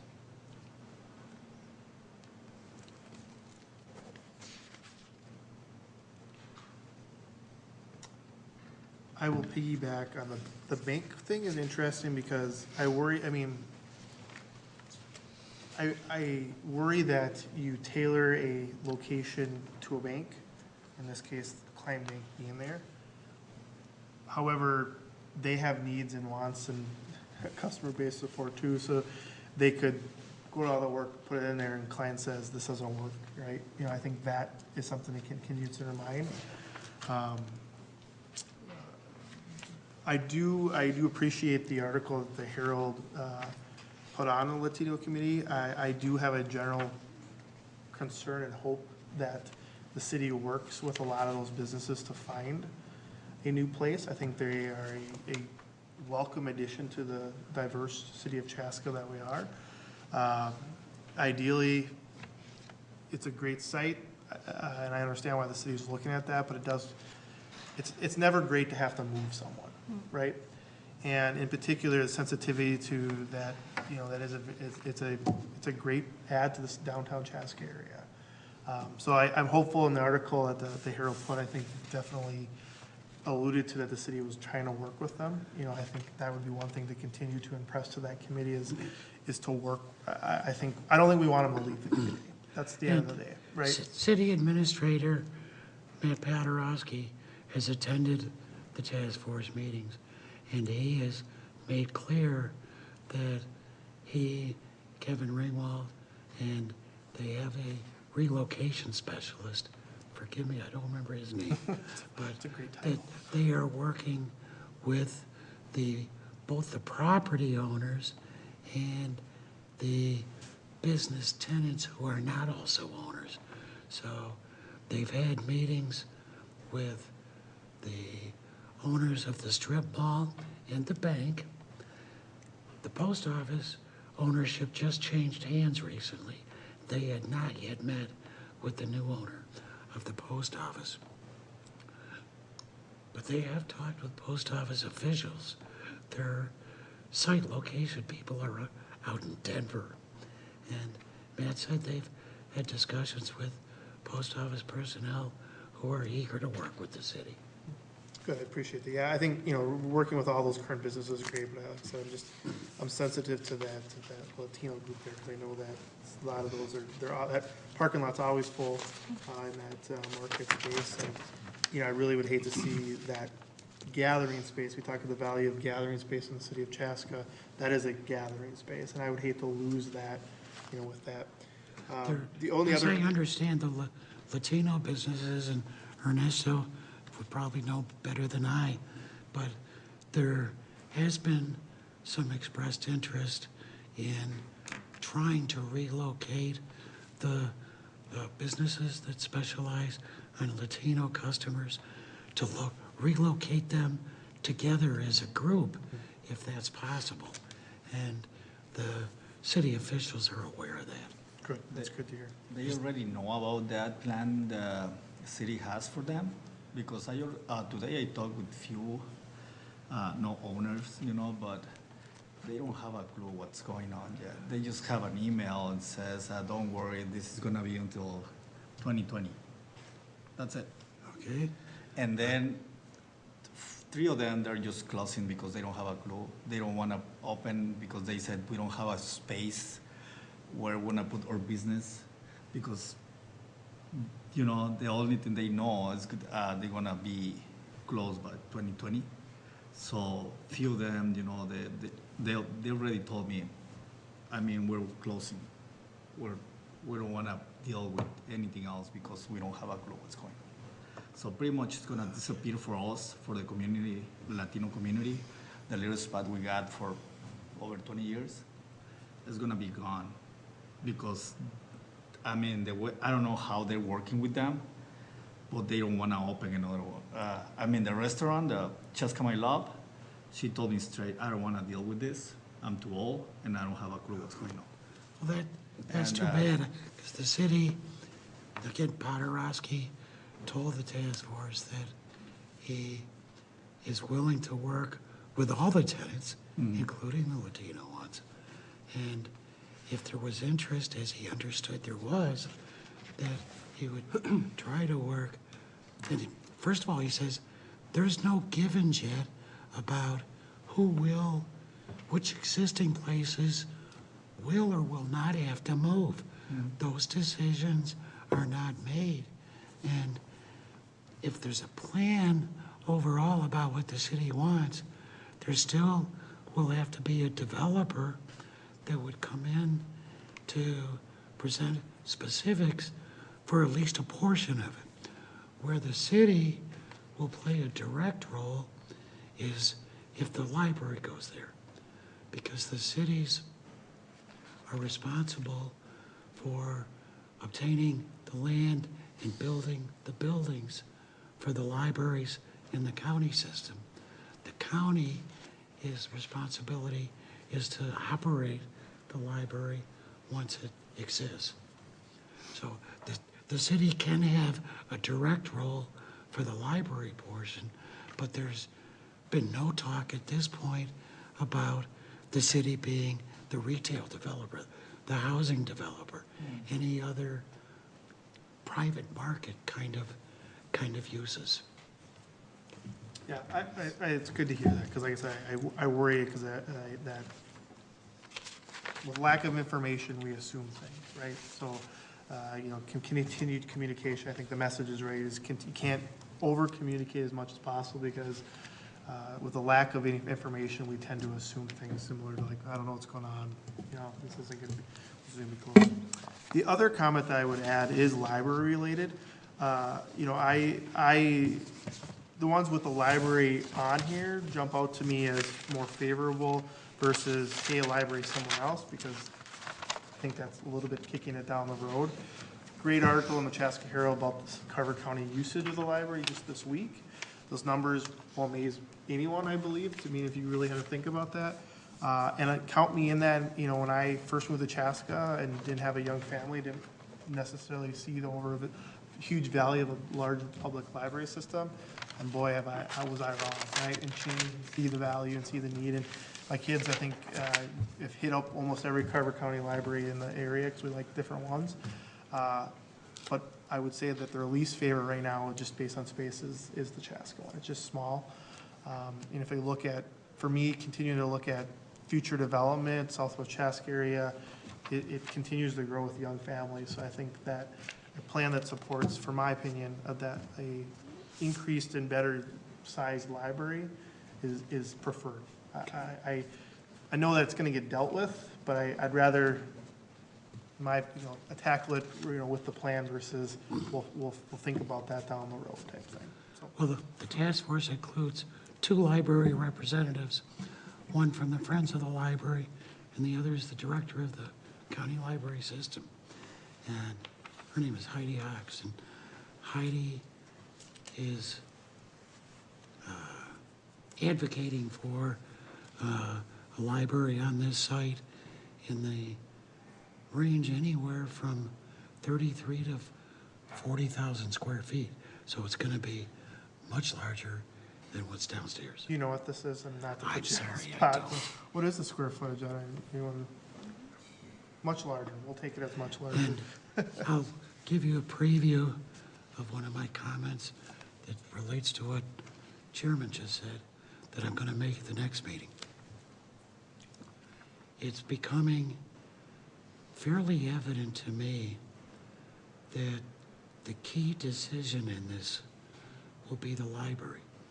And whether it's the significant occupant of this site or just a occupant of this site or not an occupant at all. I'm at the 2 extremes. If it's the significant occupant, I think there's opportunities to make a stunning presentation where with glass along 41, the library patrons will have a tremendous, attractive view of City Square Park. I think that could be just a stellar way to highlight a new library. But on the other hand, if it's not going to be on this site at all, but could go to an equally fine alternative location downtown, I think that would be a better recipe for success of the combination housing and retail mix, because there would be more space for either or both of those. And so my question will be, at some point before this task force takes final action, do we need to get any feedback, or as a task force make a recommendation on what the role, if any, of the library should be on this property? Do they have another location that they would nominate for a library if they didn't pick that site? The city administrator said that there could be other sites, but no specifics were discussed. What happens to the present library? The city people have already, I don't want to say commandeered it, but they've already decided that the evacuation of the current library would provide more space for city offices.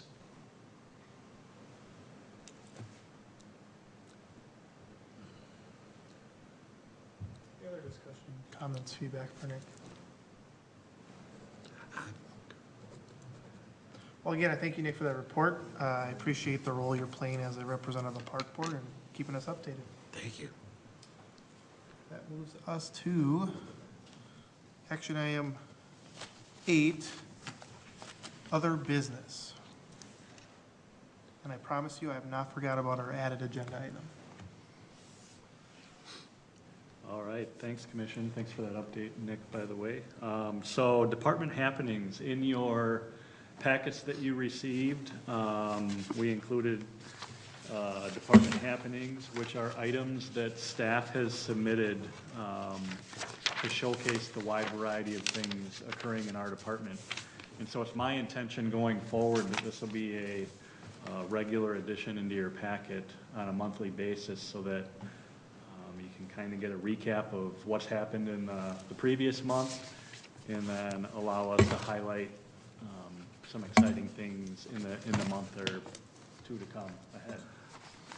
So with that, I'll just take the opportunity to pull a few of those out to highlight, and I will start with the fact that I think we're all ready for spring to arrive sooner than later, but I can share that while we are waiting, the indoor activities continue to thrive. So there's always a balance, and that's what's great about our park and recreation system is we have options.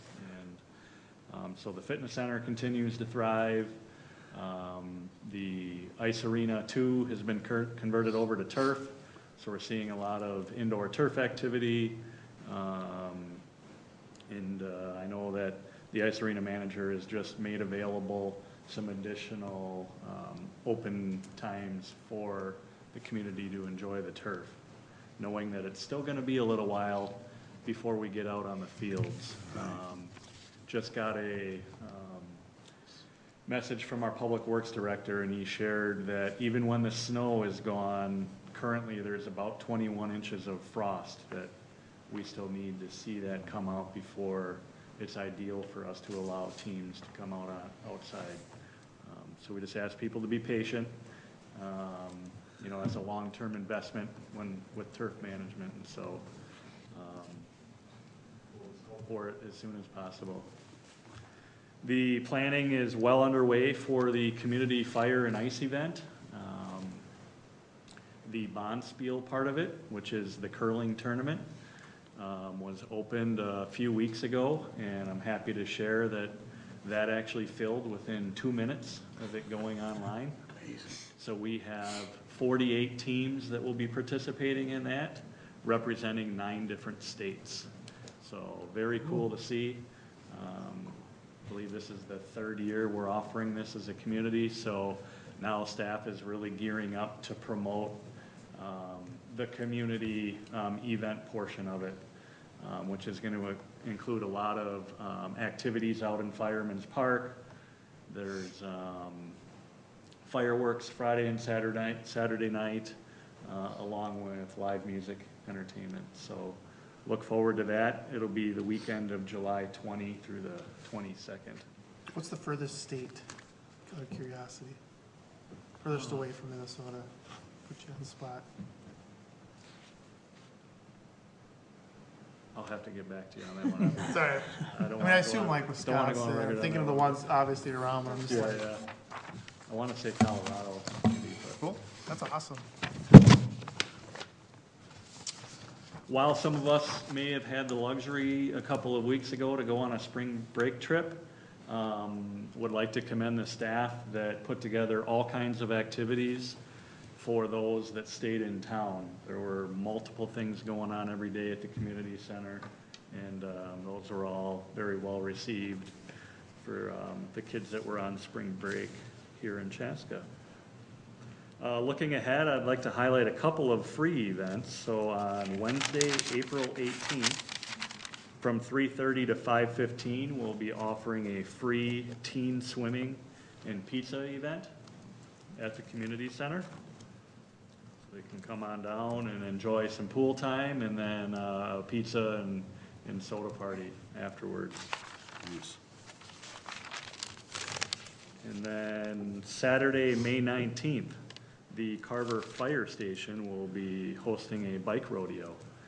So their kids are encouraged to bring their bike and helmet, and there will be an obstacle course for them to enjoy. And then the fire department staff will be on hand to perform some bike safety checks and proper helmet fitting for kids to ensure a safe riding season. And then I'd like to point out a couple additional things that didn't get onto this department happenings. The Chaska Cubs, they will be hosting a leadoff party on Saturday, April 28th, and that's going to be from 4 to 7 p.m. at the VFW. And that's really to kind of highlight their season to come ahead, and I believe you can get season tickets and whatnot at that event. And then their home opener is slated for Thursday, May 10th, and that's going to be at 7:15. So we look forward to an exciting season of activity there at Athletic Park with the local Cubs team. And then lastly, myself and a staff will be attending a luncheon hosted by the Southwest Metro Chamber of Commerce, and that's going to be on Wednesday, April 25th, in which we're going to be learning about the 2019 KPMG Women's PGA Championship. That's going to be occurring at the Hazeltine National Golf Course on June 18th through the 23rd of 2019, and that event is also going to include a Women's Leadership Summit. So really exciting to see that coming to Chaska next year, and we're going to be a part of that discussion to see if Parks and Recreation can maybe play a role in some of the planning that goes along with that. And then additionally, I think we all heard the news about the Ryder Cup coming back to Chaska, and I believe that there will be a press conference occurring tomorrow to kind of review that. So exciting opportunities coming here to the city of Chaska. Point of clarification on our other business. So receiving the city council meeting minutes and the planning commission, in the past, we've ultimately received those early, and then we voted to essentially accept them or approve, not really approve them, accept them. Is the new process really going to be to just kind of receive them in other business and not really necessarily need a formal, we can discuss them openly, but not need a formal acceptance of those minutes? Is that kind of the standard? Correct. I think it's there more so to encourage you to review what the current minutes are available, and then to have any discussion that may come out of that. Okay. So with that clarification, looking at other business B and C, we can start with B, city council minutes. Anything of interest that you guys read, reviewed, in discussion that you want to raise and bring up? Nick, I got the head nod from you. You can do it. If others want to go first, I'm fine with that, yeah. I have 2 points I wanted to make. Go ahead. All right. In the December 18th meeting, city council minutes, page 1, it quotes Dan Keyport, president of the Chaska Downtown Business Alliance, is telling the city council that his group wants to, quote, increase their efforts with the Park and Recreation Department. That's all the minutes say. And so, if it's appropriate for Marshall, has anyone from the Downtown Business Alliance been in touch with you to make any requests or something that would better explain what Mr. Keyport was referring to? I can share with you that I actually had the opportunity to visit with their alliance a couple weeks ago, and so it was really neat to meet some of the business owners down there, and I think there's an innate opportunity to work together. They plan some events.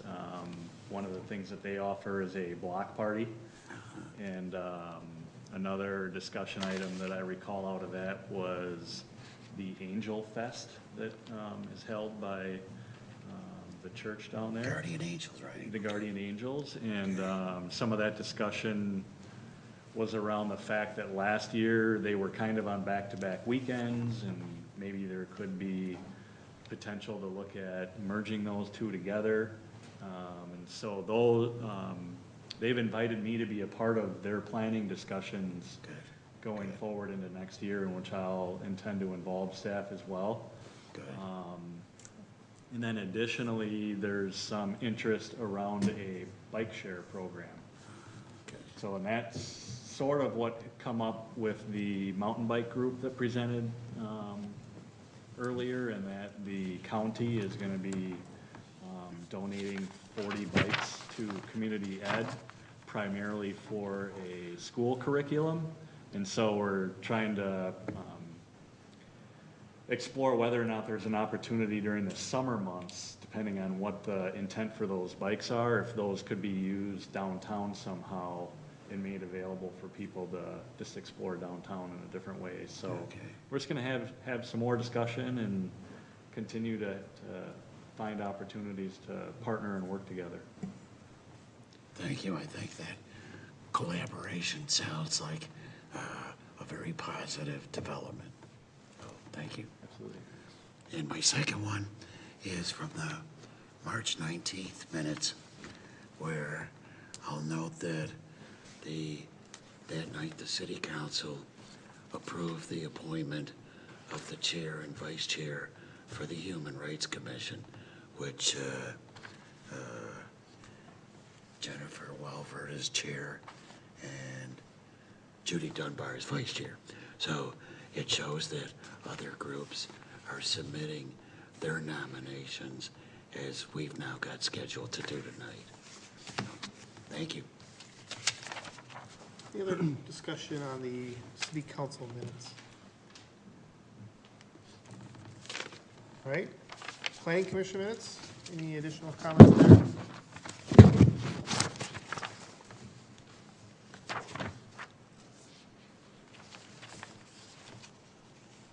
Okay, hearing none. So that brings us to the agended, or the amended agenda. Conversation around nominating a chair and vice chair for the, I guess, 2018 Park Board year. I guess I'll put it that way. I don't have necessarily a specific way to handle this, as we just added it. But what what I can do is I can ultimately open it up if anyone wants to express interest, or if anyone wants to nominate someone else, and obviously that person would have to accept that nomination support. But with that, if anyone's interested in nominating someone for themselves, certainly can express that now. Commissioner Nick Mason, sorry. Okay. I'm not sure that I want to make a nomination, I introduce a motion, but I might. But I have a comment and a concern. Frankly, Mr. Chairman, it's regarding you. I think you've done a pretty decent job as chairman the past couple of years since you succeeded Nate Bostrom. But I have a new concern. You have made public disclosure through Facebook that you are running for City Council Ward 1 this year. And my concern would be that you would use the chairmanship as a personal platform for your political campaign. And so, if you're interested in continuing to be the chair, I would ask for your assurance that that simply is not going to happen. And I'd like your response. Yeah, I mean, I guess I will say that I am interested in continuing to serve. You know, if so supported by the board. The two situations to address. The one, to address your question, that is officially news. I, you know, have a exploratory Facebook page looking at Ward 1. You know, I still intend to do that unless things change. No paperwork's officially filed and that type of thing. You know, but my intent isn't to use position, power to influence, to use, to do. I serve on this committee first and foremost, and this commission, because I have a strong interest in Parks and Rec. And, you know, it has come up to my mind is, truthfully, is it a conflict of interest? And I think other people serve and run for office, and interesting enough, which brings me to item number 2, is I do only have a year left that I can continue to serve. So that is the other thing that I will be open and honest with you, that those two don't overlap, which is okay. But if there is anyone interested who wants to move into that chair role, knowing that in a year, someone else is gonna have to do it, that's open for conversation too. But back to your original point, yeah, my intent is to serve the city of residents on the park board issue. I have no intent to use this position other than if I'm just a park board member, communicating what I know and, talking to my residents and neighbors in my community, that type of thing. But yeah, I don't have any. But I don't want it to be the platform here for your political campaign. And it sounds like you're assuring me and the board, other board members of that. And if that's the case, and I'm kind of like you, I'm in my final year, you and I were appointed at the same time. So with that assurance, I would enter your name in nomination for renewal as chairman. Appreciate that. And I would accept that if so moved by the group. Anyone else? I'll second. A second? So I suppose we need a vote on that, right? All right. Do we want a procedural question? Does it make sense to vote it as chair, or should we talk about vice chair and do one singular motion for chair and vice chair? Or doesn't it matter? Is there a Roberts rule about that? I don't know. I would think you say could if do, we, go ahead. I would say if we had more than one name in the hat, then we'd want to do them separately, because then potentially the person that doesn't get the chair could then be nominated for vice chair. But if we've only got the one name in the hat, then I don't think it matters that much. Okay. So if I interpret your comment question, we should have a conversation about vice chair at this point, is what I heard. All right. Same process. Anyone interested in serving as vice chair? The official duties of vice chair from current vice chair, right, is if I'm unable to attend, you're kind of running the meeting. That's really that purpose, and then to have that piece. So if anyone wants to express personal interest or nominate interest, so do so now. We're open for discussion.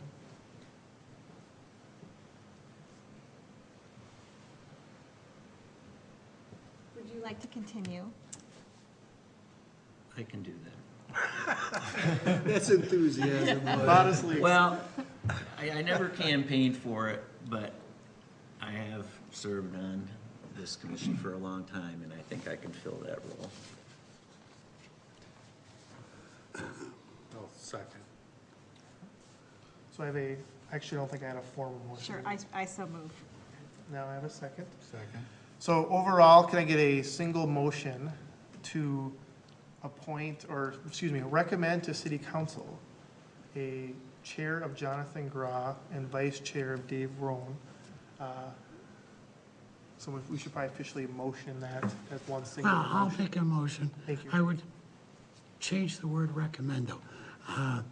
Mr. Chairman, I move that we nominate Chair Jonathan Grau for chair and Dave Roan for vice chair to the city council for 2018. Want a second? Second. Hearing a motion and a second, all in favor of as proposed, say aye. Aye. Any opposed, nay. Motion passed. Congratulations. Thanks. Well, Is the City floor, Council- floor still open for a couple of other questions on new business? so that does bring us to agenda 9, a round table. So I think we can take care of it that. And Close enough to round. crescent, semicircle. So I guess the easiest way of doing this is actually just starting on my right, and we'll kind of walk through. If you don't have anything to discuss, bring up, comment, that's fine, no pressure to do so. but want to make sure everyone has an opportunity if they do. Commissioner D. I'm good. I got two questions, both of which relate to trails. Is anybody from your department going to be down to that meeting in Rochester? The seminar thingy? Yes, yep. So I'm intending on going. Cool. And we got a really nice opportunity in partnership with Carver County's Public Health. They have some resources through their SHIP program to be able to cover the cost to attend that conference. And in talking with Pat Stieg, he also extended it for an additional board member to come with me. And so that actually went out today. Initially, I reached out to the chair and vice chair, of which they're not able to attend. So if there's anybody else interested in attending that, just let me know. And if there's, more than one individual, we would just figure out a way to move that forward. But yeah, looking forward to that. Yeah. The other thing on trails is there was a mention earlier about the one trail, the Mammoth Trail, I think it's called, that has private land as part of the trail. Mm-hmm. And we discussed that a year ago, and that there was going to be some effort to be able to develop that trail and get official right-of-way through the private lands. Easements. And I think it was part of the Wayfair? What was it? Wayfinding effort as well, that was going to be developed. And that would be something that would be worthwhile, I think, for that it be pursued, because apparently that trail needs some help. And we talked about having GPS guidance through the trail system and doing some other developments that I think would be something that would be beneficial for the community. I don't know if that's on your agenda at all to do anything with, or? You know what, I've got it noted, and it'll be an item I'll follow up on. Just onboarding, it's still new to me, but definitely want. I don't know if you've got somebody in your group that, does trail stuff, or if you're organized that way, or if it's just a task that goes to the general group that has to be prioritized, or how that whole thing works. Yeah, good question. So the majority of the trail system is gonna fall under the purview of our Public Works Division.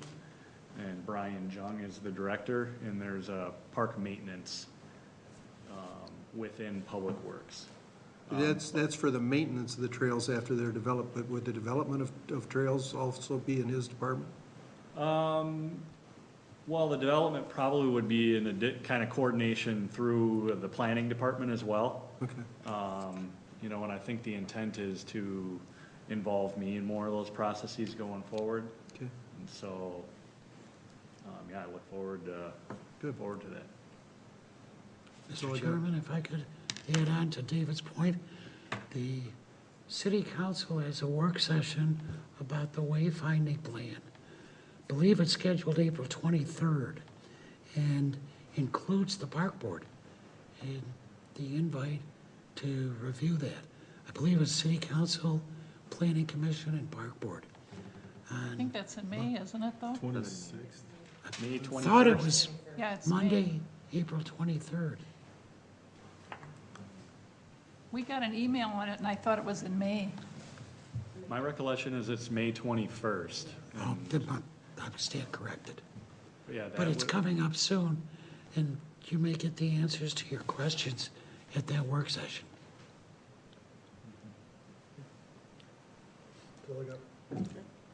I enjoyed the visitor presentation from the mountain biking group. I've been familiar with those guys for a while and have seen them grow that club. And they were obviously very well organized, and looking forward to finding out, what the city can learn from the folks in Mankato or elsewhere as far as being able to put together that, what was it called?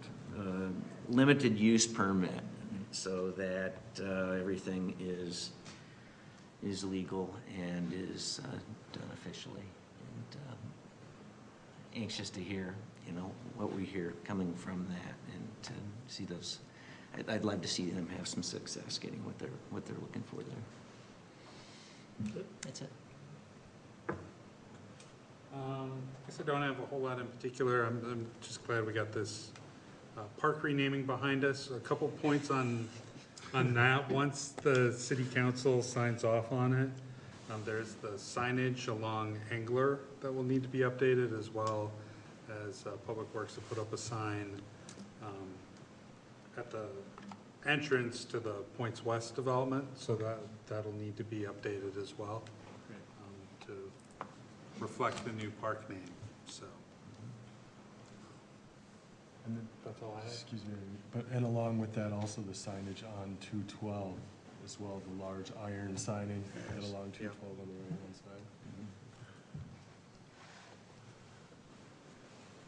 Go ahead. Just a comment from me.